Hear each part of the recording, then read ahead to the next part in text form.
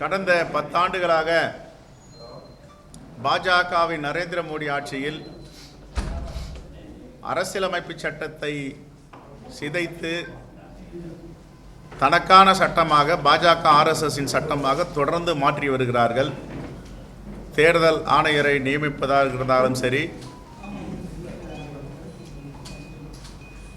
பண மதிப்பீட்டு கொள்கை இருந்தாலும் சரி, வேளாண்மை புதிய திருத்த சட்டங்கள் இருந்தாலும் சரி, எல்லோருக்கும் பாதகமாக சர்வதிகார முறையில் 10 ஆண்டுகளாக ஆட்சி செய்தார் மோடி. தற்போது எல்லாவற்றையும் மிஞ்சும் விதமாக போஸ்டல் வாக்குகளை, தபால் வாக்குகளை கடைசியாக எண்ண வேண்டும் என்று உத்தரவிட்டிருக்கிறார்கள். நாங்கள் 2021ஆம் ஆண்டு தேர்தலில் நின்றபோது கூட தபால் வாக்குகளை காலையில் முதலில் எண்ண தொடங்கி விடுவார்கள். அதை அறிவித்த பிறகுதான் மிஷின் இவிஎம்மில் உள்ள வாக்குகளை எண்ணுவார்கள். ஆனால் இப்பொழுது மோடியுடைய ஆட்சியில் தேர்தல் ஆணையம் அவர்களுடைய கைப்பாவையாக இருந்து கொண்டு தபால் வாக்குகளை கடைசி ரவுண்டு முடிந்தவுடன் எண்ண வேண்டும் என்று முடிவெடுத்ததாக செய்திகள் வந்து கொண்டிருக்கின்றன. இதை வன்மையாக கண்டிக்கிறோம். இது தேசத்திற்கு விரோதமான செயல். ஏற்கனவே இன்றைய பேரவை தலைவர் மாண்புமிகு திரு அப்பாவு அவர்கள் தேர்தலில் என்ன நடந்தது என்று தெரியும். அதே போன்று இந்தியா முழுவதும் 10,000 15,000 வாக்குகள் எங்கெங்கெல்லாம் வித்தியாசம் இருக்கிறதோ அதை மாற்றி அறிவிப்பதற்கான திட்டத்தை பாஜக முன்னெடுத்திருக்கிறது. இதிலையாவது தேர்தல் ஆணையம் கும்பகர்ணன் போல் தூங்காமல் வீழ்த்து கொண்டு மக்கள் பிரதிநிதித்துவ சட்டத்தை நிலைநிறுத்த வேண்டும் என்பதை நாங்கள் காங்கிரஸ் பேரியக்கத்தின் சார்பாக கேட்டுக்கொள்கிறோம்.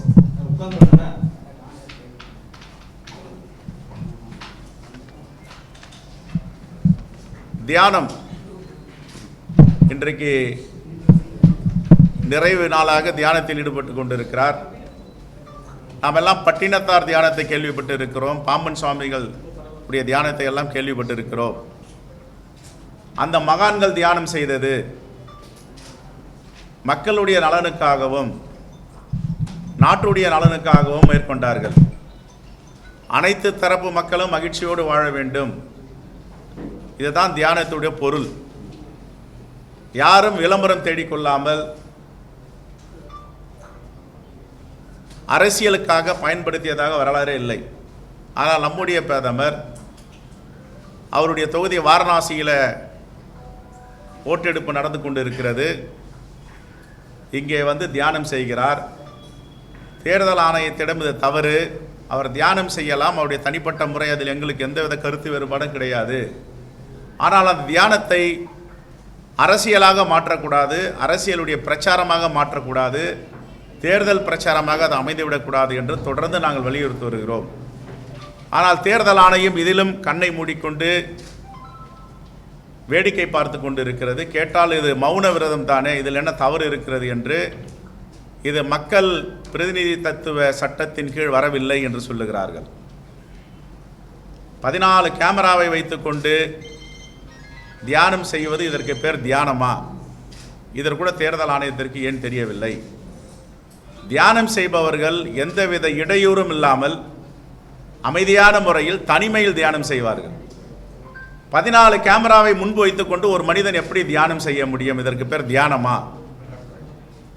இது தேர்தல் அரசியலுக்காக மேற்கொண்டிருக்கின்ற தியானம்.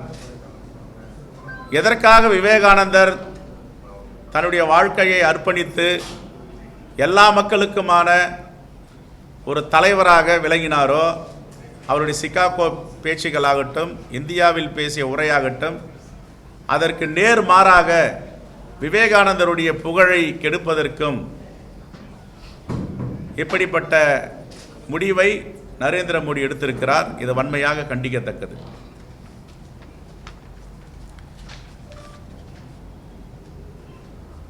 திரு பாலம் கல்யாண சுந்தரம் அவர்கள் காங்கிரஸ் பேரியக்கத்திற்கு ஒரு வேண்டுகோளை வைத்திருக்கிறார். முத்தமிழறிஞர் கலைஞர் பெயரில் இந்த நூற்றாண்டில் கட்டப்பட்ட நூலகங்களில் முழுவதுமாக கணினிமயமாக்கப்பட வேண்டும் என்று அவருடைய கடிதத்தை நாங்கள் முதலமைச்சருக்கு இன்று பரிந்துரை செய்ய இருக்கிறோம். ஏற்கனவே 45 ஆண்டுகள் நூலகத்தில் அவர் பணியாற்றியிருக்கிறார். அந்த அனுபவத்தை வைத்தும் மைக்ரோசாஃப்ட் நிறுவனத்துடைய தலைவரிடம் பேசி, கூகுள் செயல் அலுவலர் சுந்தர் பிச்சையிடம் பேசி ஒரு திட்டத்தை வகுத்து கொடுத்திருக்கிறார். இந்த நூற்றாண்டு விழா முடியும் பொழுது முத்தமிழறிஞர் கலைஞருக்கு சிறப்பு சேர்க்கும் விதமாக இந்த நூலகங்களை முழுவதுமாக கணினிமயமாக்கப்பட வேண்டும் என்ற பாலம் கல்யாண சுந்தர வேண்டுகோளை காங்கிரஸ் பேரியக்கம் என்று பரிந்துரை செய்ய இருக்கிறது.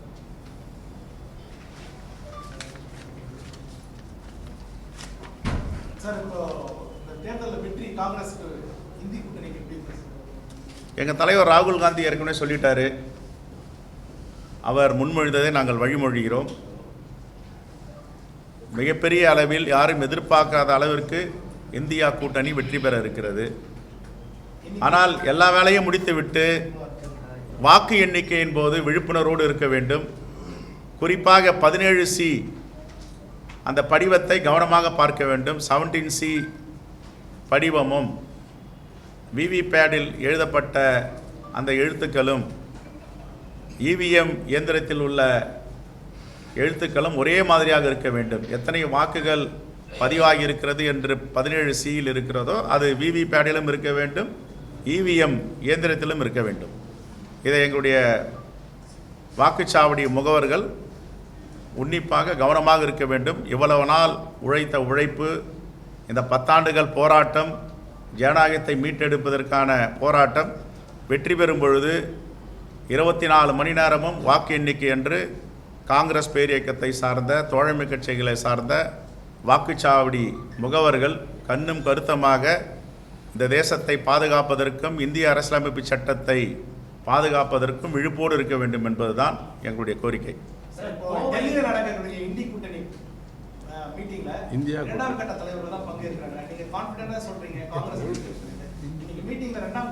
யாராவது ஒரு கட்சியில் ஒரு தலைவர், அது யாருக்கு வந்துட்டான்னா இருக்கு.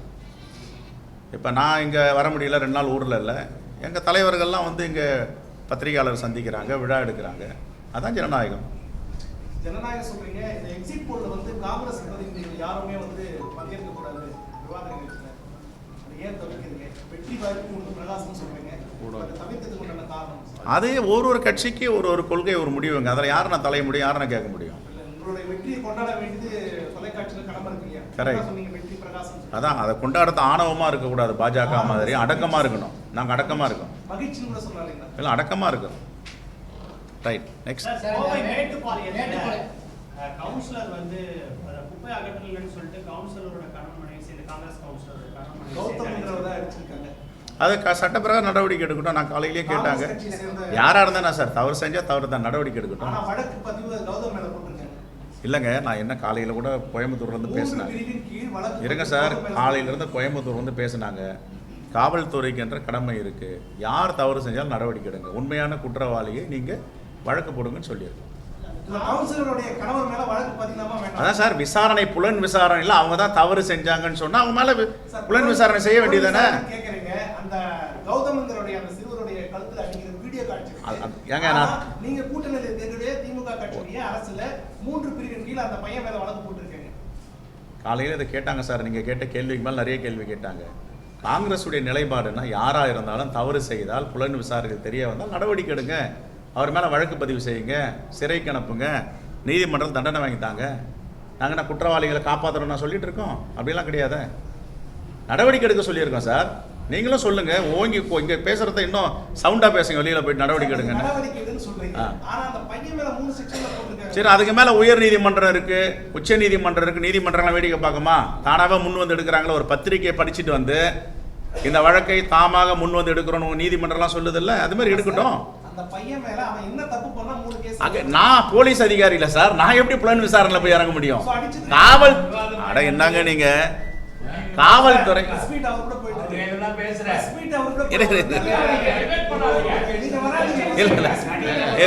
ஒரு வருஷம் இங்க பாருங்க பிரதர், நீங்க எந்த பத்திரிக்கை? நியூஸ் தமிழ். நான் சொல்றேன்,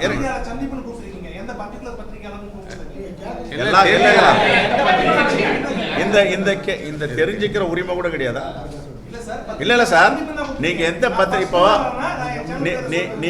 நீங்க கேட்கறத இருங்க, நீங்க ஒரு நிமிஷம், நீங்க என்ன இரிட்டேட் பண்ணாலும் நீங்க ஒரு நிமிஷம் சார், என்ன பேச விட மாட்டீங்களே, நான் பேசணும்ல, நீங்க இவ்வளவு கேள்வி கேட்டீங்களே, ஒரே நிமிஷம் இவ்வளவு கேள்வி கேட்டீங்கல்ல, நானும் எனக்கு உரிமை இருக்குல்ல பேசுறதுக்கு, நான் தானே கூப்பிட்டுருக்கேன் உங்களை, என்ன ஏன் பேச விட மாட்டேன்றீங்க?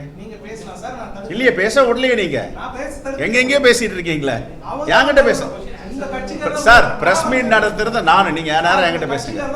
இருங்க, இங்க பாருங்க, ஒரே நிமிஷம், நாங்க பத்திரிகையாளர்லாம் ரொம்ப கண்ணியமா நடத்துறோம், காங்கிரஸ்காரர் பாஜக மாதிரிலாம் கிடையாது. நீங்க என்ன கேள்வி வேணாலும் கேளுங்க, பதில் சொல்றேன், பிரச்சனையே இல்லை.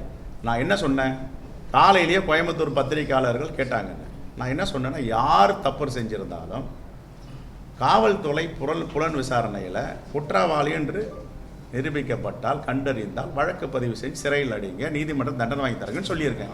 இதுக்கு மேல என்ன சொல்ல முடியும்? திருப்பி இதையே கேட்குறீங்களே. சின்ன ஒரு கேள்வி இருக்கு சார் கிட்ட, கௌதம் தப்பு பண்ணாரா? எனக்கு யாருன்னு தெரியல சார். ஒரு நிமிஷம்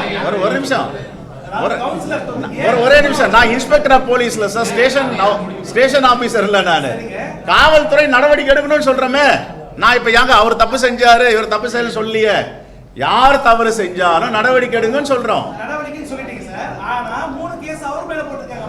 அதை நான் கேட்கிறேன், இப்பதானே சொல்றீங்க, என் கவனத்துக்கு கொண்டு வந்திருக்கீங்க, நான் பேசுறேன், எஸ்பி கிட்ட பேசுறேன், அதுக்கு என்னங்க நடந்துச்சு, இது மாதிரி தவறா போடுறீங்கன்னா உண்மையான குற்றவாளி அடையாளம் காணுன்னு சொல்லுவோம். சரி, ஓகே, வெரி குட், அருமையான கேள்வி, ரைட், வாழ்த்துக்கள். அடுத்தது, ரைட், தேங்க்யூ. ரைட், ஊடகம் கார்ப்பரேட் அரசியல்வாதிகளின் கைப்பாவையாக அடிமைகளாக இருந்தது போதும், இனி சாட்டை எடுத்து சுழற்றும் நேரம் வந்துவிட்டது. ஊடகம் பொதுமக்களாகிய உங்களுக்காக, உங்களாலேயே இயக்கப்பட வேண்டும். ஊடக சுதந்திரத்திற்காக உங்களின் பங்களிப்பை இன்றே அளித்திடுங்கள்.